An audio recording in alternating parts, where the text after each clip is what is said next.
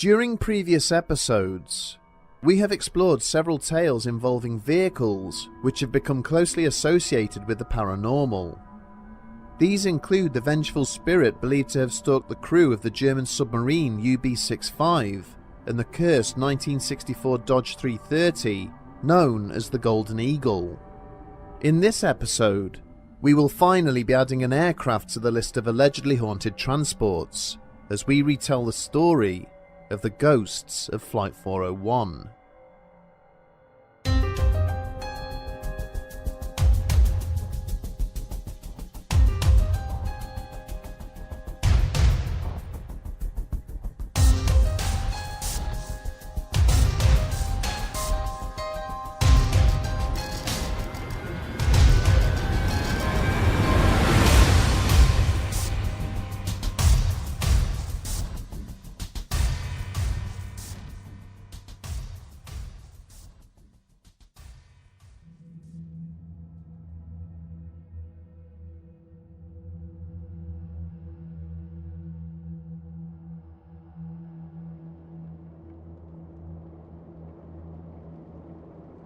With the rain hammering against the windows of the cramped cabin, the mood was tense amongst the passengers on the plane. All were keen to escape the miserable winter conditions Albany was being subjected to, eager to begin the 4-hour flight to the warmer climes of Miami. But so far, there had been no indication that their journey would be commencing anytime soon, with a refueling issue already delaying their departure by over an hour. The stewardess began a head count of the passengers for the third time, having still failed to reach the correct number. Finally, having identified the discrepancy, she made her way across to a row of seats at the front of the cabin, where a solitary male figure was seated. As she approached, she recognized that he was attired in the uniform of a fellow Eastern Airlines employee, leading her to assume that this was likely a favor arranged by one of his fellow pilots. But when she asked this man what his plans were, he stared straight ahead, completely ignoring her. After several more failed attempts at communication and becoming conscious of the growing unease of her passengers, the stewardess had reluctantly called for her supervisor. Even he could not elicit any response from the unknown traveller, whose gaze had remained fixed at a point on the cabin wall directly ahead of him. Deciding to raise the issue with the flight crew, the supervisor hurried off to the cockpit, apologising as he led the captain to the seat in question. But the moment he caught sight of the lone passenger, the captain's eyes immediately opened wide in disbelief. The contents of the coffee mug he had been holding only moments before now emptied carelessly onto the cabin floor. The face of the man he had known so well seemed to softly dissolve into nothingness, as if carried away by an imperceptible breeze. A man who had died almost a year to the day prior to this encounter, one of the many victims of a disastrous air crash, which had occurred at the very same destination they were now waiting to fly to, in the exact same model of aircraft they were now standing in. At approximately 11:30 p.m. on the 29th of December 1972, Robert Marquis and Ray Dickinson had been relaxing on an airboat deep within the Florida Everglades. The pair were regular nocturnal visitors to the area, enjoying little more in life than some fishing and a few beers, with nobody else around to disturb them. But not long after their arrival at their chosen spot, situated roughly 19 miles to the northwest of Miami Airport, any hopes they had held for a relaxing evening were immediately dashed. Startled by a deafening roar, the two men witnessed an enormous tri-jet airliner suddenly thundering out of the cloudy skies above. They watched in growing horror as the aircraft continued to lose height, showing no signs that it was under a controlled descent. Moments later, the inevitable occurred, with the jet's port wing making contact with the swampy ground beneath it at a speed of over 220 miles an hour.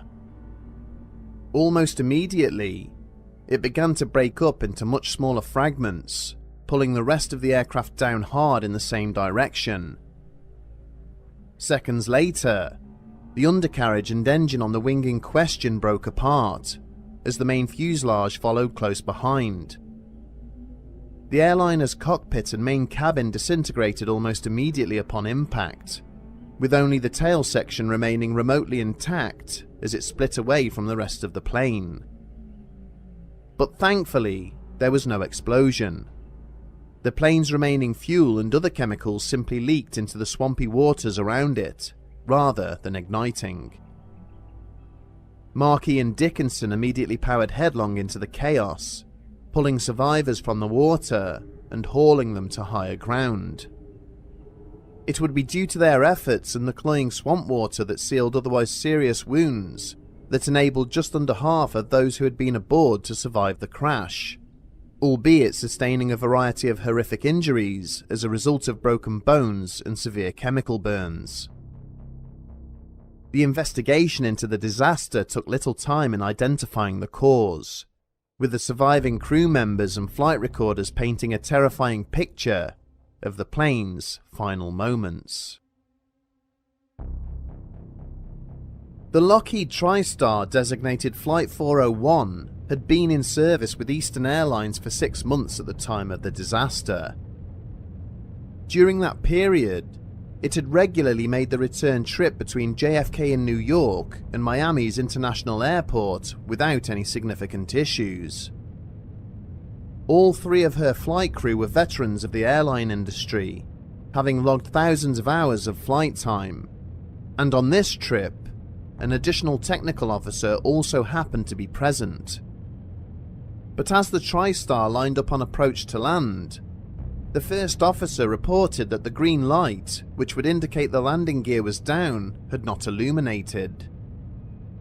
Not knowing that this was the result of a failed light bulb, and unable to get the indicator to work, Captain Bob Loft and engineer Don Repo had quickly headed down to the avionics bay.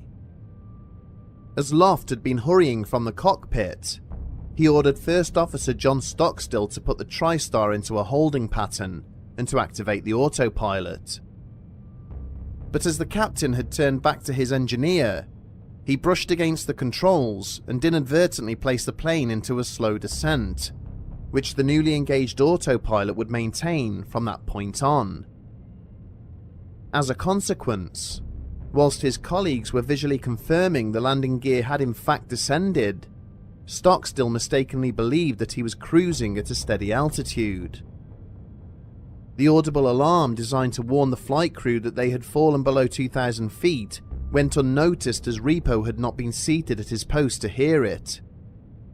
With no lights nor features visible from the darkness of the swamp below, it was not until the last minute that Stockstill realised what was happening, prompting him to react with confusion. But it was already too late for any form of corrective manoeuvre, and the first officer was killed almost instantly as the plane barreled into the ground below. Captain Loft would die shortly after impact, trapped in the wreckage of the avionics bay, and Don Repo would last only a few hours longer before succumbing to his injuries in a nearby hospital. Of the flight crew, only the accompanying technical officer survived, along with 8 of the plane's 10 stewardesses and 67 of the 163 passengers. Due to the lack of any explosion, it was deemed viable by the owners to recover some of the plane's working parts and distribute them amongst the rest of their fleet. And it was during the first months of the surviving crew and salvaged components of Flight 401 making their way to other aircraft that unnerving events began to take place. During the summer of 1973, a senior vice president at Eastern Airlines was due to fly down from New York to the company headquarters in Florida. His status guaranteed luxury travel on company aircraft. Upon arriving at his flight, the executive naturally made his way through the plane's interior to the first-class cabin. Settling down into an unclaimed seat, he was then joined a few minutes later by a uniformed pilot from the airline, who asked if it was okay to occupy the seat next to him. As more passengers boarded behind them, the two men chatted about the company for a few minutes, whilst the vice president had tried to put a name to the face of the pilot. It was only when a casual reference was made to the incident which had taken place the previous year that he had suddenly realised that he was speaking to Bob Loft, the deceased captain of Flight 401. In a heartbeat, a flicker of understanding seemed to pass across Loft's face as he promptly disappeared right before the eyes of his fellow passenger. The vice president quickly hurried from his seat, demanding to be allowed off the aircraft, which caused something of a scene amongst the passengers and crew as he exited. Weeks later, an identical incident was then reported. A female passenger, having been discovered in hysterics, subsequently claimed that she had just seen a ghost, again describing how a uniformed pilot had sat down next to her and began engaging in conversation for a short time before blinking out of existence during mid-sentence. The woman involved later went on to identify the person she had seen as Captain Loft, when his image was included amongst several photos she had been shown. Over time, rumours of further, increasingly bizarre incidents started to circulate around the close-knit airline community. During one flight aboard a TriStar travelling between Atlanta and Miami, the flight crew were disturbed by a persistent knocking sound coming from somewhere inside the cockpit. Eventually, the flight engineer was able to pinpoint the sounds as emanating from the aircraft's hellhole, a cramped maintenance bay situated directly beneath their feet. With the captain's permission, the engineer had opened the small hatch, only to instantly recoil in horror. He later reported that as he had shone his torch down into the darkness below, he had seen the face of fellow engineer Don Repo staring back up at him. A short time after this, a company mechanic claimed that he had been working alone in a hangar on an aircraft when he was joined by a fellow engineer whom he did not recognise. Stopping what he was doing for a short time, he began to converse with this unidentified colleague, the conversation eventually touching upon the rumours surrounding Flight 401. It was at this point that the stranger's features had suddenly grown grave and fixed the mechanic with a piercing stare. In slow and deliberate terms, he had stated that neither he nor his colleagues would ever allow another Eastern Airline TriStar to come to any harm again before he faded away, leaving his parting words for the anxious witness to pass on to his superiors. The mechanic also confirmed that the disappearing figure he had conversed with was indeed Don Repo, causing significant dismay amongst his employers. As these paranormal reports continued to circulate throughout the company, the directors quickly encountered challenges in their attempts to contain their spread. Employees began refusing to travel on airliners that utilised components supposedly recovered from Flight 401. They were concerned that the crew members who had died flying that aircraft might return from the dead and pay them a visit. In the end, it was the events which would take place aboard Flight 903 later that year that would finally force the company directors to take action. The aircraft in question was another of the airline's Lockheed TriStars and was travelling along its usual route between JFK and Mexico City.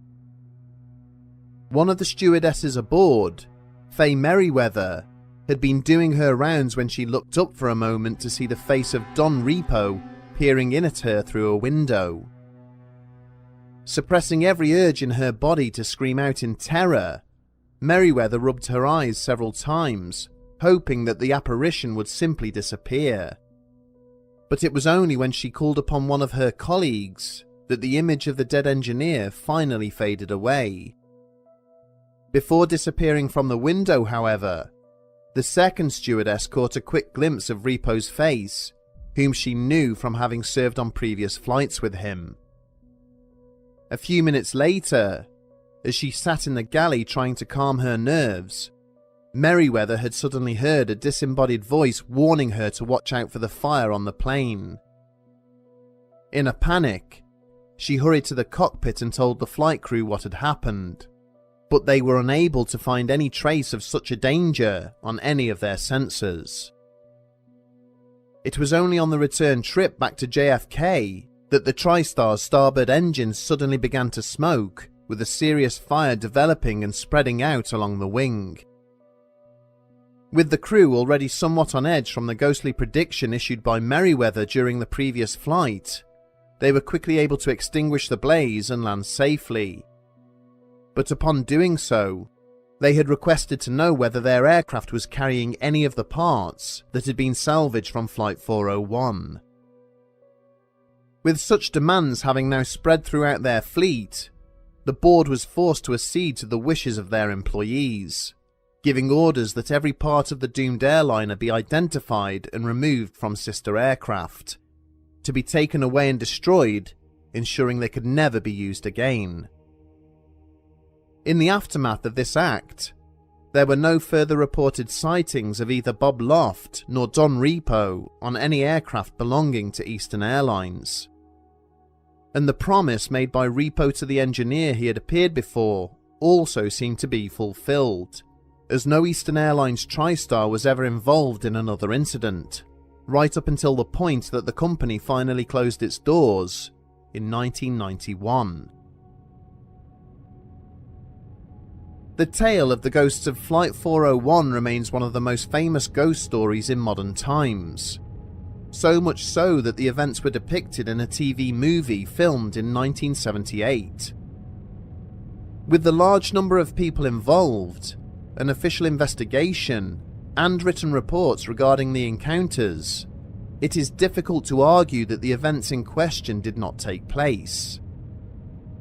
As is usual in such circumstances, over the years there has been significant pushback to the suggestion that witnesses were indeed encountering ghosts of the dead flight crew, with commentators arguing that the rumours essentially willed the apparitions into existence.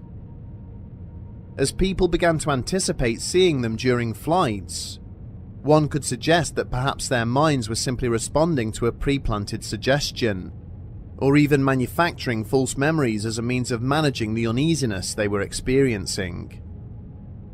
But many of those involved were skilled and experienced professionals, highly qualified in their fields with no history of making spurious claims. It is of course possible that the stories were created or exaggerated by some Eastern Airlines employees, as a means of forcing the company to remove the salvaged parts. But then that would not account for the experiences of passengers who maintained that they had no prior knowledge of the events, reporting what they had seen completely independent of the airline employees, genuinely terrified by their own encounters. Regardless of the evidence, or lack thereof in physical terms at least, it seems that once the last remnants of Flight 401 had been laid to rest, so were the spirits of her crew, their desire to ensure that no other person share in their fate having been fulfilled, and allowing them to move on to a place of peace.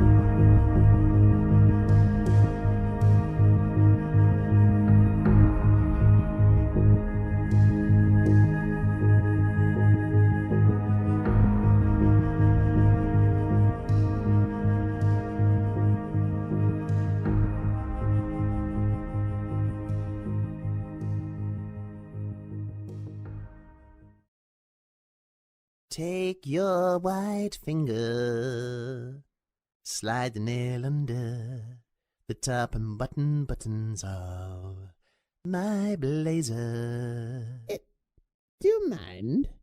I'm trying awfully hard to have a shit in here. Oh, sorry, old boy.